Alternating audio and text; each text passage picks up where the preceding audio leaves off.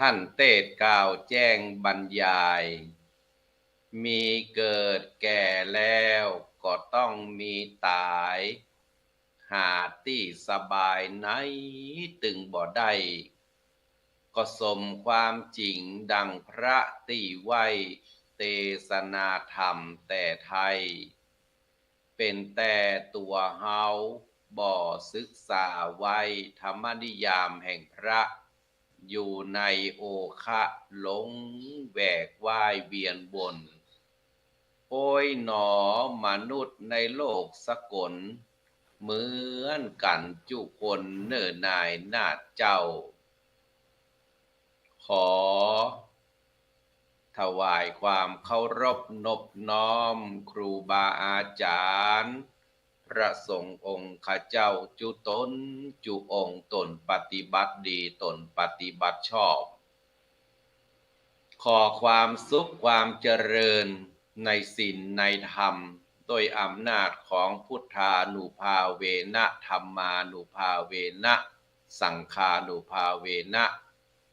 จงมาปกห่มเก้าเกษายังศรัทธาญาติโยมพ่อแม่พี่น้องแฟนครับรายการธรรมะรับรุ่งอรุณตังคลื่นเปิ้นฮ้องว่าตังเฟซบุ๊กตังไลน์ตังสติปยับเนาะตังช่องของ YouTube ของคณะสงฆ์จังหวัดเชียงใหม่ซึ่งก็ถือว่าเป็นการเผยแผ่เชิงรุกอีกประการหนึ่งวันนี้อาตมาภาพท่านพระครูพิพัฒน์ปริยัตยาภรณ์หรือว่าท่านพระมหาอภิวัตกันตะสีโลวัดทุ่งขี้เสือตำบลชมพูอำเภอสารปีตามธรรมดานั้นรายการของอาตมาภาพนี้จะเป็นอังคารที่2ของสัปดาห์ใน1เดือนก็จะออก2ครั้งเพราะว่าจะมีพระสงฆ์พระนักเผยแผ่พระนักธรรมทูตพระธรรมกถึกในสายของทีมงานของท่านพระครูอาจารย์ในจังหวัดเชียงใหม่และลำพูนเนี่ยพัดเวียนเปลี่ยนกันออกแบบบะซ้ำหน้าซ้ำตาถือว่าเป็นบทบาทของพระสงฆ์ในปัจจุบันนี้ก็จะต้องเอาธรรมะมามอบให้กับบรรดาท่านผู้ฟังต่างหลายซึ่งถือว่าเป็นนักปราชญ์ราชบัณฑิตเป็นบุคคลที่ทรงคุณค่าเรียกว่าเป็นทรัพยากรบุคคลทางพระศาสนาลายอังคารอาตมาภาพบ่ได้ออกเพราะว่าเข้าสติปญาติบ่จ้างเข้าไปในกล้องนี่บ่จ้างเตื้อแต่ว่าในท่านพระครูอาจารย์ท่านพระครูโสพลปริยัติเปิ้นก็คำเม้นนะเขคือบอกว่าต้องทำนะต้องเข้านะต้องออกรายการนะต้องฝึกนะต้องเรียนนะท่านพระครูเปิ้นกำชับเพราะว่าเปิ้นอยากจะให้พระสงฆ์ในเชียงใหม่ลำพูนนั้นได้มีบทบาทในการเผยแผ่ทางด้านของหลักธรรมคำสอนดังที่พระพุทธองค์ทรงได้ตรัสไว้ในพระไตรปิฎกวจรทะอภิคเวจาริกังพหุชนะหิตายะพหุชนะสุขายะอนุโลกัมปายะอัฏฐายะหิตายะสุขายะเทวมนุษสานังเทเสถะธรรมังอธิกัรยานังมัชเชกัรยานังปริโยนาสานะกัรยานังภิกษุทั้งหลายพวกเธอจงเที่ยวไปประกาศพรหมจรรย์เพื่ออนุเคราะห์แก่หมู่ชนจำนวนมากเพื่อสงเคราะห์หมู่ชนจำนวนมากและเพื่อประโยชน์เพื่อความสุขแก่มนุษย์ทั้งหลายและก็เทวดาทั้งหลายและตลอดจนถึงชาวบ้านเมื่อเธอไปแล้วก็จงแสดงธรรมให้มันเกิดความไพเราะในเบื้องต้นท่ามกลางและก็ที่สุดเป็นพุทธดำรัสเป็นความประสงค์ของพระพุทธเจ้า ดังนั้นในภาวะปัจจุบันนี้เราจะเห็นว่าพระสงฆ์นั้นได้มีบทบาทอย่างยิ่งที่ได้เผยแผ่ในเชิงรุกบอกว่าจะเป็นหลักธรรมคำสอนแล้วก็การช่วยเหลือในด้านของหลักธรรมสังฆวัตถุ4ประการในช่วงนี้เกิดอุทกภัยอย่างใหญ่หลวงอย่างที่ไม่เคยเกิดมาก่อนในพระพุทธศาสนาเรียกว่าเป็นความหายนะครั้งที่สำคัญที่สุดในภาคเหนือของเราสิ่งเหล่านี้คือเป็นเรื่องของเหตุและผลที่ได้บังเกิดขึ้นมาถ้าเราคิดไปตามในแง่ของหลักธรรมทางพระพุทธศาสนาแล้วเราก็จะได้สบายใจว่าอริยสัจสี่คือทุกข์สมุทัยนิโรธมรรคทุกข์ก็คือปัญหาที่เกิดขึ้นสมุทัยคือมันย่อมมีสาเหตุในการเกิดขึ้นมาเพราะทุกสิ่งทุกอย่างมันจะเกิดขึ้นมาลอยๆมาได้และนิโรธมันก็ต้องมีการดับทุกข์แก้ปัญหาและมรรคคือหนทางและวิธีการที่เราจะดับแก้ปัญหานะเราจะทำอย่างไรแต่ถ้าเรามองในแง่ของเวรกรรมในจุรกรรมวิภังคสูตรพระไตรปิฎกเล่มที่14เราก็จะกล่าวว่าเราทุกคนมีกรรมเป็นของตนเองอันนี้เป็นชะตากรรมของระดับภาคเป็นชะตากรรมระดับจังหวัดเป็นชะตากรรมระดับหมู่บ้านถ้าเรามองในแง่ของกรรมเวรแล้วก็เป็นลักษณะเช่นนั้นแต่ถ้าเรามองในเรื่องของโหราศาสตร์เปิ้ลก็จะบอกว่าเปิ้ลได้ทำนายทายทักไว้แล้วเปิ้ลได้กล่าวไว้แล้วลัคนาดวงดาวตัวนั่นดวงดาวดวงนี้เคลื่อนไปทับนั่นทับนี่แล้วก็เกิดวิบัติเหตุเพศภัยถ้าเรามองในเรื่องของคนล้านนาเปิ้ลก็จะบอกว่าต่อไปในภายภาคหน้าเนี่ยนาจะเป็นบ้านคนเกลียดค้านจะอดตายภูเขาจะย้ายแผ่นดินจะเดินพระจะบ่เชื่อสมภารพญามารจะสู้คู่ครองเมืองเสือเหลืองจะปล้นบ้านห้วยหนองคลองบึงจะแคบแกรบจะมีราคาหมูหมาคนตายจะบ่เป็นโรคเป็นไข้โรคใหม่จะมากิ่งคนไอตีนมนจะออกจากเขาเสาจะกินเงินมนุษย์เดินดินจะกินน้ำพญานาคนี่แหละตัวนี่แหละที่เปิ้นได้ทำนายทายทักว่ามนุษย์เดินดินจะกินน้ำพญานาคคนทุกข์ยากจะปากันแห่เข้าเมืองคนนุ่งผ้าเหลืองจะเอาเมียอันนี้นี่บ่อธิบายเนาะเพราะว่าเดี๋ยวมันจะเข้าตัวเฮาครับว่าเดี๋ยวมันจะบังแง้มผู้ไปนักก็เพิ่นจะบอกว่าได้ถ้าบ่เฮียนกฎหมายจะไปอู้เรื่องการเมืองถ้าบ่เคยเยี่ยวใส่ผ้าเหลืองจะไปอู้เรื่องตู้เจ้าอันนี้เห็นไปก่อนเนาะ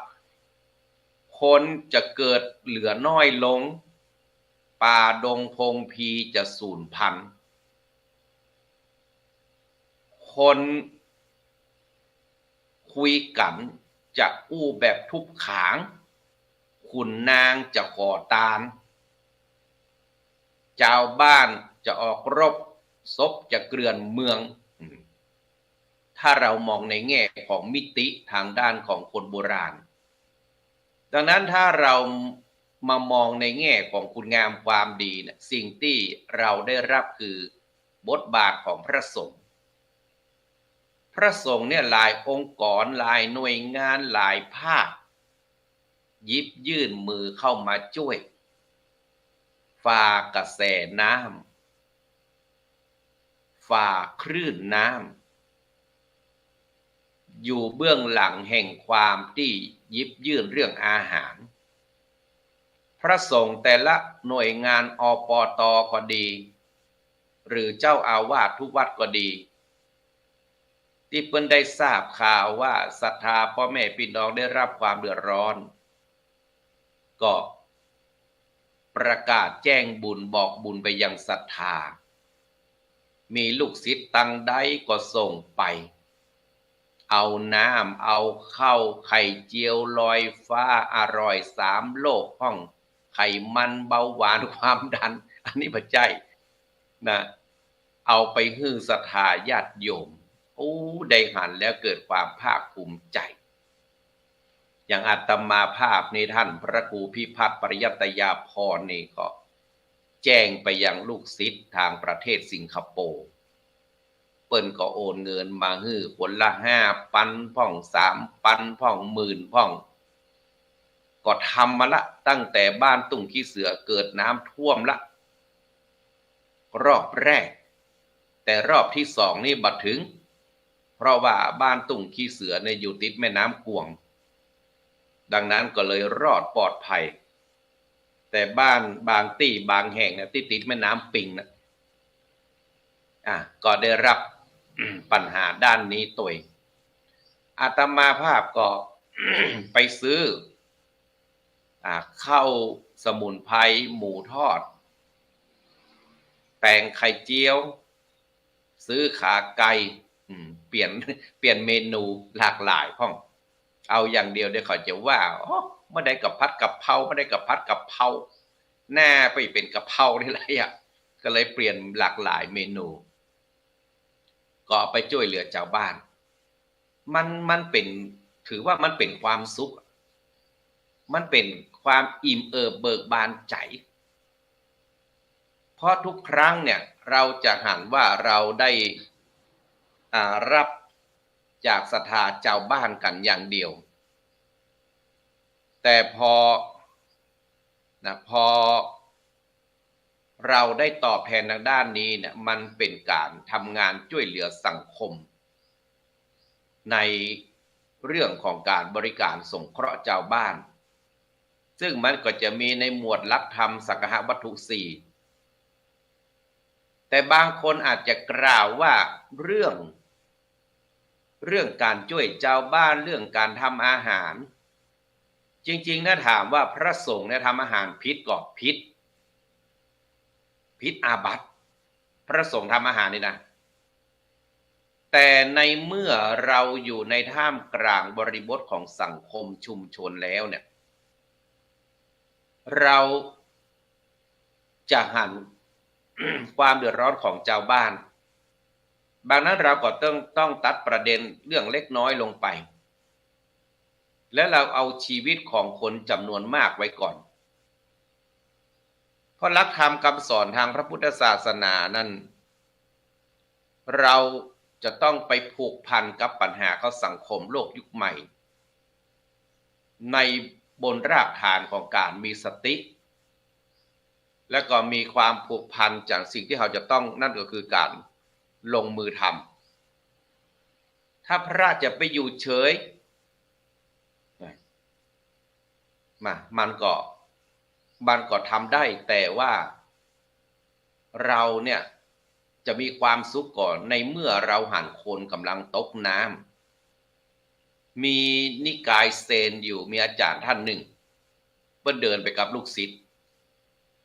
ขณะเวลานั้นเปิ้นหันไม่ยิงตกน้ำอาจารย์ท่านนี้ก็เลยกระโดดลงไปช่วยไม่ยิงคนนี้ขึ้นจากฝั่งลูกศิษย์ก็เลยบอกว่าเอาละตายละ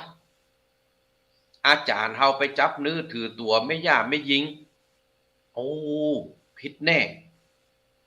บ่เหมาะสมเปิงควรแน่เบรกไปถึงวัดลูกศิษย์ก็ยังถามอยู่อาจารย์ครับอาจารย์บ่กลัวผิดศีลก็ครับไปจับต้องไม่ยิงช่วยเหลือไม่ยิงนะอาจารย์บ่กลัวผิดศีลกันเป็นบาปนะครับบดีนะครับอาจารย์ก็เลยบอกว่าลูกศิษย์เอ๋ย คุณยังไม่ปล่อยวางหรือเราปล่อยวางตั้งแต่เราขึ้นฝั่งมาแล้วแต่คุณยังไม่ปล่อยวางคุณยังไม่วางเลยหรืออาจารย์เซนท่านนี้มันก็เป็นเครื่องสะท้อนย้อนถึงตัวเราว่าเราอย่าไปยึดติดในบางกรณีเราช่วยเหลือสังคมก่อนเพราะสิ่งที่เราได้หันปัจจุบันเนี่ยลำพังของชาวบ้านถ้าเขาได้รับข้าวสักห่อหนึ่งจากพระสงฆ์เนี่ยเขาจะภาคภูมิใจมากเลยเขาได้รับจากมือตุเจ้าเนี่ยเขาจะมีความสุขมากเลยโอ้ยพระมาโปรดพระมาช่วยแล้วเขาเอาเนี่ยเขาบอกว่าหยิบเอาธรรมดานะเขายกมือประนมมือก่อนจะเอาอาหารดังนั้นอาหารมันเป็นเครื่องบำรุงทางกายและมันยังเป็นเครื่องบำรุงทางใจอย่างน้อยๆเขาก็จะได้หันว่าพระศาสนาพระสงฆ์เนี่ยยังไม่ทอดทิ้งบุคคลที่ได้กล่าวว่า พระพุทธศาสนาเพื่อสังคมเนี่ยเป็นคนแรกเป็นคำศัพท์ประดิษฐ์เกิดขึ้นมาในพ.ศ. 2503โดยพระติณทันพระติณทันนั้นเป็นพระภิกษุนิกายเซนชาวเวียดนามแห่งหมู่บ้านพรัมประเทศฝรั่งเศสเป็นผู้ที่นำเอาคำว่าพุทธศาสนาเพื่อสังคมเอามาใช้เป็นรูปแรกในปีพ.ศ. 2509มีความคิดว่าพุทธศาสนาเนี่ยต้องอยู่รับใช้สังคมต้องช่วยเหลือสังคมโดยการที่พระพุทธศาสนาช่วยฟื้นฟูในบางเรื่องบางราวในบางกรณีตามความเหมาะสมในบริบทสังคมนั้นๆดังนั้นมีนักวิชาการมีคนมาโจมตีมีด็อกเตอร์มีรองศาสตราจารย์มีคนที่ยังบัดสัมผัสกับพุทธศาสนาแต่เลยมาโจมตีว่ามันไม่ใช่กิจของสงฆ์เราท่านทั้งหลายนั้นหลักธรรมคำสอนในพระพุทธศาสนาเนี่ยมีมากมีเป็นสิ่งที่เรานะถ้าเราได้ศึกษาแล้วเราจะหันว่าพระพุทธศาสนากับสังคมเนี่ยจะบ่มีวันแยกออกจากกันเลยไม่ใช่เป็นปัญเจกบุคคลนะถึงแม้ว่านักปรัชญาของทางตะวันตกจะกล่าวว่ามันเป็นปัญเจกบุคคลก็ตามแต่เราอย่าลืมว่าเราต้องมีชีวิตเนื่องด้วยกันทำนองว่าอาสะเปิ้งอาศัยจะใครเปิ้งปากจ่อมแกงอ่อมเปิ้งหัวในขี้ให้เปิ้งน้ำตามาม่าเปิ้งหมูซับปากับเปิ้งปุ้มปุ้ยถ้าลูกคุยเปิ้งปลายกลางอันถ้ามอขางเปิ้งเตาอังโลดิสโก้เปิ้งลานสเก็ตถ้าตีนเป็นเน็ตมันต้องไปเปิ้งไผขี้ไข่เปิ้งสบู่ด้ามอยู่เปิ้งการต่ออันถ้าการคอเปิ้งนักแข่งอันถ้าไปร้อยแดงๆเนี่ยเปิ้งกันทำตุเจ้านี่ช่วงนี้เนี่ยสิ่งที่จะขายดีเนี่ยคือทีวีโทรทัศน์เฟอร์นิเจอร์ตู้ที่มันจะเป็นการฟื้นฟูเรื่องเศรษฐกิจแห่งรอบหนึ่งแต่สิ่งที่เราได้หันนะคือความสูญเสียคือความหายนะดังนั้นเมื่อความหายนะเกิดขึ้นมาแล้วเราบ่ต้องไปทบเถียงกันว่าพระควรช่วยหรือไม่ควรช่วยกิจของสงฆ์หรือไม่ใช่กิจของสงฆ์เราไม่ควรจะพูดเราเอาว่าในขณะเวลานี้เรามีอะไรที่จะช่วยเขาบ้างคำกล่าวที่ว่าต่อไปเนี่ยน่าจะเป็นบ้านเรามองดูในปัจจุบันจะบ่มีต้งบ่มีนาเหลืออยู่แล้วคุณโยมกราบนมัสการเจ้าค่ะเจริญพรนะโยมเน้อติดตามนะโยมเน้อทางช่องนี้ของคณะสงฆ์เชียงใหม่ น่าจะเป็นบ้านมูฮาสาธุเนอร์อนุโมทนาเนอของโยมถูกรางวัลวัดหน้านโยมเนอน่าจะเป็นบ้านแต่กะบเดี๋ยวนี้นะต่อไปในวันข้างหน้านี่เข้าเนี่ยมังกรเข้าตาชัดเนี่ยจะถุงละ501บเดี๋ยวนี้ยัง100 ปลาย 200อยู่นะ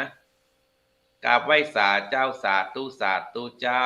แม่ศิวิไลแก้วจันทร์โยมแม่สบายดีนะแม่นาะน่าจะเป็นบ้านเนอะบัดเดี๋ยวนี้บ้านจักสานพุทธขึ้นมาอย่างดอกเห็ดน้ำที่มันไหลหลากท่วมเชียงใหม่ที่มันท่วมบ้านท่วมเมืองบัดเดี๋ยวเนี่ยเพราะเขาไปสร้างบ้านแปลงเมืองพิษต้าพิษน้ำพิษสายทานมันจึงไหลมาทางรถไฟเนี่ยโอ้ก็ยังแม่น้ำปิง2กันแน่นะนักว่าบ่เคยหันอย่างอี้นะเพราะเขาแปลงบ้านแปลงเมืองมันบ่ได้วางแผงผังอ่ะใครแปลงก็แปลงอ่ะเนี่ยถนนหนทางที่ไหนมาเปิ้นก็ไปสนใจเว้ยตรงนาป่าตางบ่มีละในน้ำมีปลาในน้ำมีเข้าในดินมีแมงมันบนยอดต้นไม้มีมดส้มอีน่ะต่อไปจะบ่หันแล้วเนอะพวกมันจะไปค่อนกาดบ้านทาบุระนี่ต่อไปนี่เข้าจะแปลงขึ้นเนอะคนเกียจค้านจะอดตายอันนี้มันจะบ่มีอย่างซื้อละเพราะว่าราคามันจะแปลงไผ่บ่มีการบ่มีงานไผ่ขี้ค้านบ่ยะการยะงานบ่มีเงินบ่มีทองอดตายแน่นะแล้วก็จะเอาเป็นบางข้อเนาะพระจะบ่เชื่อสมภารต่อไปลูกหลานจะบ่ฟังกรรมพ่อกรรมแม่ละนักเรียนเยาวชนจะบ่ฟังกรรมครูบาอาจารย์จะบ่เคารพนอบน้อมพระลูกวัดเนนเห็นเจ้าจะบ่ฟังเชื่อเจ้าอาวาสละลูกเต้าเล่าหลานก็เหมือนกันบ่เคารพพ่อบ่เคารพแม่บ่เชื่อบ่มีความกตัญญูละต่อไปในวันข้างหน้าจะแข่งกระด้างใจหิ้นใจฮ้อนติดมือถือติดเกมกันคำพ่อคำแม่พยายามมาจะสู้ครองเมืองก็จะมีคนมาลู่เป็นใหญ่คนบัดดั้มบัดดีคนบัดมีศีลบัดมีธรรมก็จะมาแบบมีอำนาจใจเงินเสือเหลืองจะปล้นบ้านคนต่างประเทศก็จะมาครอบครองเป็นเจ้าของเป็นกิจการจะรับปักเหมารับพันทำนี่สร้างบ้านทั้งธุรกิจการเงินการงานโรงแรมการท่องเที่ยวนะแล้วที่บอกว่ามนุษย์เดินดินจะกินน้ำพญานาคอันนี้นี่แต่เนอะตอนนี้กินน้ำพญานาคกันละแกนออกแกนแอกครับเลยนี่นะเนาะไปทางใดก็บัดได้น้ำท่วมเนี่ยมันเป็นปัญหาสำหรับคนแต่น่ะมันตึงเนี้ยอย่างบัดได้เด้น่ะมันตึงได้กันนั่งพอยืนพอมันนะป่งอะไรตายอยากเนาะของเครื่องใจไม่สอยถ้ามันโดนน้ำแล้วมันตึงใกล้ตึงปองเนี่ยพออย่างนั้นแคบหมูที่เขาใส่แกงปีนะมันตึงใกล้อึนปึงอังปังนะแต่มันตึงบัดหน้าพอนะมันตึงบดอะไรตายอย่างมันตึงผุตึงพังหมดอะต่อไปนี้เขาจะกินน้ำพญานาคกันเนิบปีหน้านี่อย่างไรบุญเด้อเอาเตียนวัดตรงที่เสือไปตามตึกนะเตียนวัดตรงที่เสือนี่เน็ตหนึ่งลูกดื้อลูกด้านกาครอบครัวมีปัญหาก็อย่างอันอย่างอี้นำมาเถอะจะขายตีขายตังมาเถอะมนุษย์เดินดินจะกินน้ำพญานาคนี่ต่อไปในวันข้างหน้านี่จะอันตรายเนอะไผ่ที่อยู่ใกล้ดอยในป่าในดอยนะถ้าขยับขยายออกมาได้นี่ก็พยายามเนอะเพราะว่าต่อไปในวันข้างหน้านี่เปิ้นฮ้องว่าดินมันจะเรียบราบเป็นหน้ากล่องมันจะสไลด์ลงมามันจะอุ้มน้ำไปอยู่เพราะว่ามันบ่มีป่าบ่มีเขาเนาะดังนั้นคนทุกอยากจะแห่เข้าเมืองแล้วก็คนนุ่งเหลืองห่มเหลืองจะเอาเมียเนี่ยก็เฮาไข้หูดะคนนุ่งเหลืองห่มเหลืองนี่นะนั่นจะเอาเมียนี่นะเพราะว่าเปิ้นว่าไดเปิ้นว่าบางทีบางสิ่งบางอย่างเนี่ยตุเจ้าเปิ้นบางตนเปิ้นสะสมเงินทองนักลำไปคนเฮาถ้าตุเจ้าคนไหนมีเงินนักลำไปนะสังเกตว่าจะมีคนเข้าไปจัดการบางเตื้อไม่ยิงจะไปจัดการพ่องบางเตื้อก็คนนั้นก็จะไปแบบดำเนินงานพ่องเอาเข้ามาเอ้ยนะอย่างที่เปิ้นเทศในธรรมนะกะเรื่องปุ่นจีน นะก็อ่านป่อเหลืองเขามินเอาสิ้นข้าไว้นะให้กับทุกเจ้าที่มันลักไปหาแม่หญิงนั่นนะแม่หญิงเอาเปลี่ยนเปียสิ้นแม่หญิงมาวะแล้วแม่หญิงขอสบงด้วยเจ้าไปนุ่งวะมาเจ้ามาแม่หญิงมาเสาะหากะนี่ดอกกำแพงแล้วเหลืองปุ่นจีนป่อเหลืองเขามินเอาสิ้นข้าไว้นะวะทุกเจ้าก็เปียธรรมเทศเนาะนะโมตัสสะภะคะวะโตอะระหะโตสัมมาสัมพุทธัสสะดูก่อนนางมัดสีเบิดหนึ่งตุปีจะเอาสิ้นไปซองว่าเนี่ยนะเปิ้นว่านะเปิ้นทำนายไปนะว่าต่อไปบักหน้าคนนุ่งเหลืองจะเอาเมียแต่วัดตุ้งที่เสือนี่ตึ้งบาซึกนะบาปเอากับเปิ้นจะอยู่อย่างเงี้ยเนาะดังนั้นวันนี้ก็เป็นรายการของตมะภาพท่านพระครูพิพัฒน์ปริยัตยาพรวัดตุ้งที่เสือเนอะมีอย่างก็เบอร์โทรศัพท์เนาะ094 26265291 094 26265291มีปัญหายังที่มันเกี่ยวกับเรื่องในครอบครัวปัญหาสารพัดหรือว่าติดตามทาง Facebook ของท่านพระมหาพิวัตรหรือว่าพระครูพิพัฒน์ก็ได้นะติดตามทางไลน์ก็ได้ถ้าเบอร์นี้ไลน์ก็จะขึ้นเนอะถ้ากดเบอร์นี่แหละ094 26265291เนี่ยมีปัญหาอย่างฮื้อไลน์มาฮื้อแชทมาเนอะปัญหาในครอบครัวนะจากใครตั้งมีปัญหาลูกดื้อลูกด้านติดเกมปัญหาสารพัดที่เฮาบ่สามารถจะบอกใครได้ติดต่อมาเลยเนอะเอาละวันนี้ก็ใกล้จะหมดรายการแล้วนะเพราะท่านพระครูเพิ่นบอกว่าเหลืออีก2 นาทีทิ้งไว้เป็นการเปิดเพลงซับไตเติลให้เป็นรายการของธรรมะขออนุโมทนาขอบคุณคุณโยมทุกท่านทุกคนเนอะที่ติดตามรายการเนอะแล้วก็วันการที่2ของเดือนเนอะอาตมาภาพจะมาพบปะแห่งวันนี้ขออายุมั่นขวัญยืนสัพพิติโยอายุวันโนสุขังปะรังสาธุโรย